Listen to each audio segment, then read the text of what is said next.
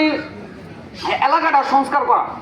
এখন সংস্কার করতে হলে কার কাছে যেতে হবো? আমাদের কাছে ডিসির কাছে যেতে হবো। যারা যারা ধর্নাঢ্য ব্যক্তিত্ব আছে তাদের কাছে চলে যেতে হবো। এখন এই কারণে কি করে এরকম একটা সভাকে আমরা আয়োজন করার চেষ্টা করছি, তাই না? অন্য কোনো উদ্দেশ্য তো না, আমাদের ব্যক্তি কোনো উদ্দেশ্য হাসিল করার জন্য কি আমরা এখানে আসছি? একটু যদি আপনারা তাহলে কথা বলে মজা আছে, নয়তো সম্ভব না। তারপর দেখেন আমরা ফিল করি আমাদের এইখান থেকে যদি আমরা এই এতিমখানা বাজারের দিকে যাই, এখানে কিছু কুকুর আছে। এই কুকুরের জন্য প্রায় সময় মানুষ মানে ওইখান থেকে দৌড়ানি খায়া মনে করে আমাদের দোকানের সামনে আসে। তো এই ফিলটা কে করবে? এই সমস্যার সমাধানটা কে করবে? এই সমস্যা আমাদের করতে হবে। ওয়ালাইকুম আসসালাম। এছাড়া অপশন উই হ্যাভ নট, কি বলবো, আমাদের we have not any alternative option without it. এছাড়া আমাদের কোনো সমস্যার সমাধান নাই। এখন আমাদের সকলের একত্রিত হইতে হবে, একত্রিত হয়ে কাজ করতে হবে। এখন আমরা 5 ওয়াক্ত নামাজ পড়লাম, মসজিদে গেলাম, আসলাম, সমস্যার সমাধান খুঁজে বের করতে পারলাম না, তাহলে তো আল্লাহর কাছেও জব দিতে পারবো না।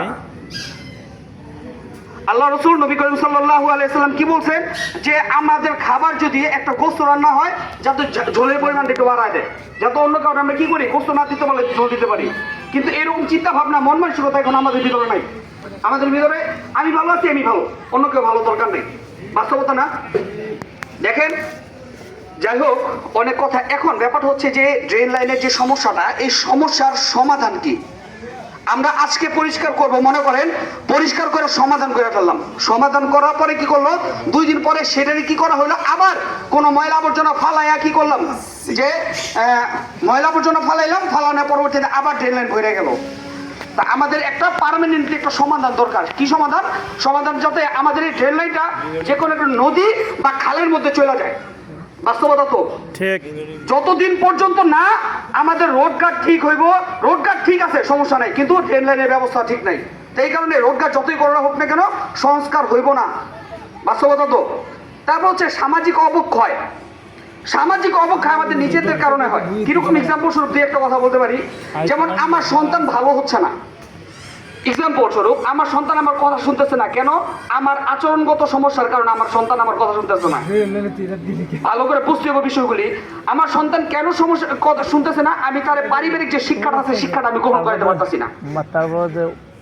আমার সন্তান কি করতেছে, রাত্রে 12টা পর্যন্ত আমি আমার পাশের বাড়িতে একজনকে দেখি যে সে নাকি বাড়িটা বিক্রি করে ফেলবো।